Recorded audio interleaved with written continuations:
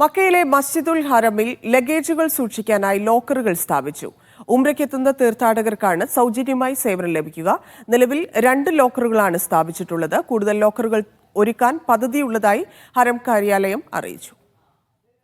തീർത്ഥാടകരുടെ സൗകര്യം പരിഗണിച്ചാണ് ലോക്കറുകൾ സ്ഥാപിച്ചത്. ഹറം പള്ളിയുടെ കിഴക്കുഭാഗത്തെ മുറ്റത്തെ ഹറം ലൈബ്രറിയുടെ സമീപത്തും ഹറം പള്ളിയുടെ 64-ാം വാതിലിനടുത്തുമാണ് ലോക്കറുകൾ ഒരുക്കിയിട്ടുള്ളത്. ഉംറയ്ക്കെത്തുന്ന തീർത്ഥാടകർക്കാണ് ഈ സൗകര്യം ലഭ്യമാവുക. നുസുക്ക് ആപ്പിൽ ഉംറ പെർമിഷൻ കാണിക്കുന്നവർക്ക് മാത്രമേ സൗകര്യം ഉപയോഗപ്പെടുത്താൻ സാധിക്കൂ. സൗജന്യമായി 4 മണിക്കൂർ വരെ ലഗേജുകൾ സൂക്ഷിക്കാം എന്നതാണ് പ്രത്യേകത. 7 കിലോ വരെയുള്ള ബാഗുകൾ മാത്രമേ സൂക്ഷിക്കാൻ അനുവാദമുള്ളൂ. ഭക്ഷണമോ മരുന്നോ ബാഗുകളിൽ അനുവദിക്കുകയില്ല.